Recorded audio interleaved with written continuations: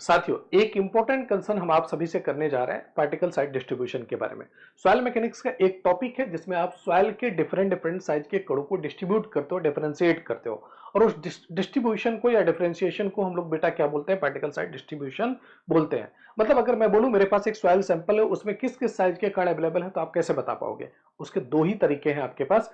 यदि सॉइल आपकी बहुत फाइन है, मतलब आपका 75 माइक्रोन से छोटे कण है, तो उनको कभी चालनी से चालना पॉसिबल नहीं होता, क्योंकि सर स्यू जो होती है ना, वो बहुत छोटी ओपनिंग का बनाना पॉसिबल नहीं होता है। तो उनके लिए मुझे क्या करना पड़ता है? सेडिमेंटेशन एनालिसिस करना पड़ता है। लेकिन जो कण थोड़े से बड़े होते हैं, मतलब 75 माइक्रोन से लेके 80 mm तक के रेंज के कणों के लिए स्यू एनालिसिस किया जाता है। मतलब अलग अलग सेट ऑफ चालनी से चालकर उनको क्या कर दिया जाता है? डिसाइड कर दिया जाता है कि किसी भी सॉइल सैंपल में किस किस साइज के कण अवेलेबल हैं। अगर मैं बात करूं बच्चे ना पार्टिकल साइज डिस्ट्रीब्यूशन की, मेरे पास दो मेथड अवेलेबल है। या तो हम चालनी से चाल कर बता सकते हैं कि हमारे सॉइल में किस किस साइज के कण अवेलेबल है, लेकिन चालनी से चालने के लिए एक कंडीशन है कि आपकी सॉइल के कणों की साइज 75 माइक्रोन से लेके 80 mm के बीच में ही होनी चाहिए। और अगर आपको सेडिमेंटेशन एनालिसिस करनी है तो जनरली फाइन ग्रेन सॉइल जैसे कि 75 माइक्रोन से छोटे कणों के लिए हम लोग सेडिमेंटेशन एनालिसिस करते हैं। और याद रखिएगा, यही सेडिमेंटेशन एनालिसिस आपके पूरे के पूरे स्टोक्स के लॉ पर आधारित होता है। बच्चे अगर मैं बात करूं स्यू एनालिसिस की, तो स्यू एनालिसिस करने के मेरे पास दो मेथड है। एक फाइन स्यू मेथड है और दूसरा मेरे पास कोर्स सीविंग मेथड है। फाइन स्यू में हम लोग जनरली सैंड या ऐसा बोलो कि 75 माइक्रोन से लेके 4.75 mm तक के कणों के लिए हम लोग फाइन सीविंग करते हैं, महीन चालनी के सेट को यूज करके डिस्ट्रीब्यूट करते हैं।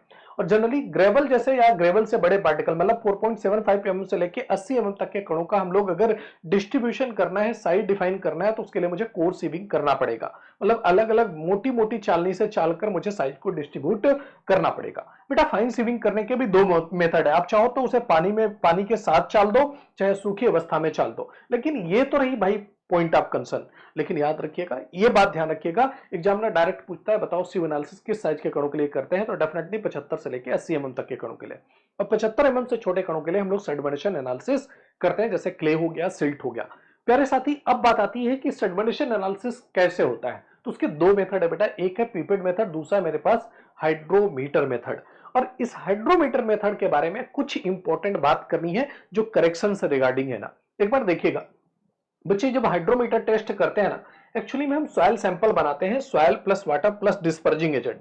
ये डिस्पर्जिंग एजेंट जो होता है बेटा, इसका नाम होता है कैलगन, सोडियम हेक्सामेटाफॉस्फेट कैलगन होता है, जिसको हम इस पानी में मिलाते हैं जिससे कणों को चिपकने नहीं देता है। और इस सेडिमेंटेशन वाले सिलेंडर में भरकर हम इसे चेक करने के बाद इसमें एक हम हाइड्रोमीटर को डुबोते हैं, हाइड्रोमीटर को डुबोते हैं।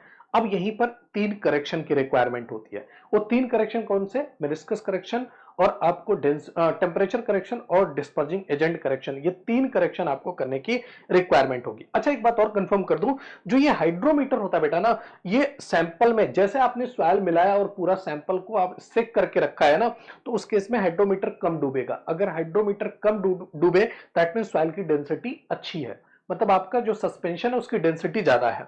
अगर बेटा यहां पर कुछ पार्टिकल सेटल डाउन हो गए, तब यहां पे हाइड्रोमीटर ज्यादा डूबेगा, इसका मतलब हाइड्रोमीटर डेंसिटी मापता है। एक्चुअली में एक सिंपल सी बात मैं बता दूं कि हम पीपिट मेथड और हाइड्रोमीटर दोनों मेथड द्वारा हम लोग किसी भी सॉइल की साइज ही डिफाइन करते हैं। लेकिन जो पीपिट मेथड होता है उस स्टोक्स की सेटलिंग वेलोसिटी के आधार पर हम लोग क्या करते हैं, पार्टिकल की साइज डिसाइड करते हैं। लेकिन जो हाइड्रोमीटर होता है बेटा, ये हाइड्रोमीटर जो डेंसिटी मापता है, सस्पेंशन की डेंसिटी माप के आपके जो है पार्टिकल की साइज को डिफाइन करता है या पार्टिकल साइज को डिसाइड करता है। बच्चे ये हाइड्रोमीटर को एक बात समझिएगा, हाइड्रोमीटर का ये नीचे वाला हिस्सा बल्ब होता है। ये हाइड्रोमीटर कितना डूबेगा पानी में, ये डिपेंड करेगा पानी की डेंसिटी क्या है। जब शुरू में आप सॉइल घोल के रखोगे तो डेंसिटी ज्यादा हो जाएगी, जिसकी वजह से ये हाइड्रोमीटर कम डूबेगा। जब आप क्या करोगे बेटा, थोड़ा सा पार्टिकल सेटल डाउन हो जाएंगे, कुछ देर बाद हाइड्रोमीटर को डालोगे, तो डेफिनेटली हाइड्रोमीटर ज्यादा डूबेगा क्योंकि डेंसिटी कम हो चुकी है। जब काफी पार्टिकल नीचे सेटल डाउन हो जाएंगे, तब अगर हाइड्रोमीटर को डालोगे तो और ज्यादा डूबेगा। मतलब हाइड्रोमीटर में जो रीडिंग बनी होती है ना, नीचे साइड में ज्यादा रीडिंग होती है, ऊपर साइड में कम रीडिंग होती है। हायर रीडिंग नीचे और लोअर रीडिंग ऊपर होती है।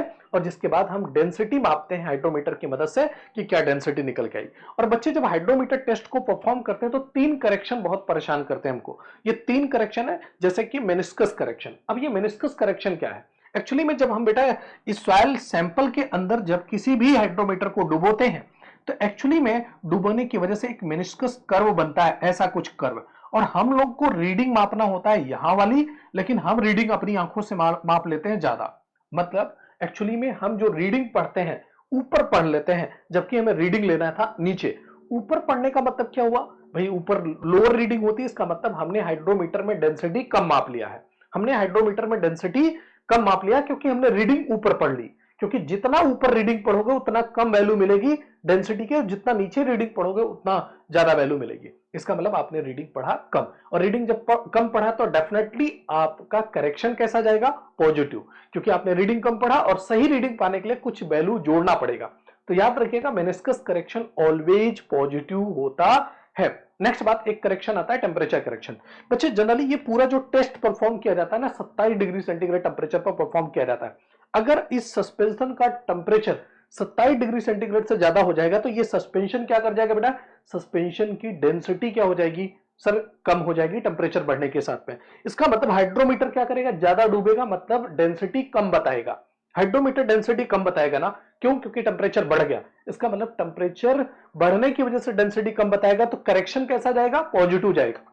अगर मैं बोलूं इस सस्पेंशन की टेम्परेचर 27 डिग्री सेंटीग्रेड से भी कम कर दो, तो ये सस्पेंशन और ज्यादा एक तरह से डेंस हो जाएगा, एक तरह से हाई डेंसिटी वाला हो जाएगा, और जब हाइड्रोमीटर को डुबोगे तो हाइड्रोमीटर कम डूबेगा। मतलब सिंपल सी बात है, तुम्हें डेंसिटी ज्यादा मिलेगी। डेंसिटी ज्यादा मिलेगी टेम्परेचर कम होने पे, इसका मतलब तुमने वैल्यू अब भी एक्चुअल नहीं प्राप्त किया है। इसका मतलब एक्चुअल वैल्यू प्राप्त करने के लिए तुम्हें निगेटिव करेक्शन करना पड़ेगा। एक्चुअली में ये पूरा टेस्ट 27 डिग्री सेंटीग्रेड टेम्परेचर पर परफॉर्म किया जाता है, लेकिन यदि आपने इस टेस्ट को हायर टेम्परेचर पे परफॉर्म किया तो रीडिंग आपको क्या मिलेगी, कम मिल जाएगी। अगर आपने लोअर टेम्परेचर पर किया तो रीडिंग आपको ज्यादा मिल जाएगी, और ना मुझे रीडिंग ज्यादा चाहिए ना मुझे रीडिंग कम चाहिए। इसका मतलब हायर टेम्परेचर के लिए सर मुझे पॉजिटिव करेक्शन चाहिए, लोअर टेम्परेचर के लिए मुझे नेगेटिव करेक्शन चाहिए।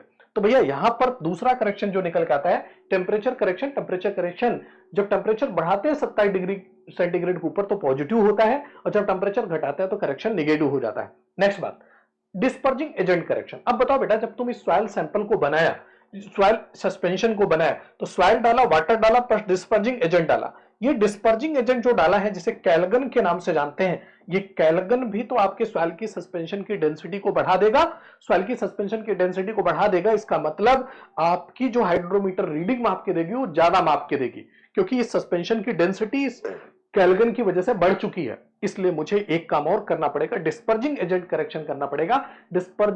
डिस्पर्जिंग एजेंट मिलाने की वजह से तुम्हारी डेंसिटी क्या हो गई, बढ़ गई। इसका मतलब तुम्हें करेक्शन कैसा करना पड़ेगा, निगेटिव करना पड़ेगा। तो ये रही समरी। हाँ, डिटेल में आप पढ़ना चाहते हो तो आप हमारे साथ जुड़ सकते हो। थैंक यू सो मच, बने रहिए RW टेक क्लासेस पर।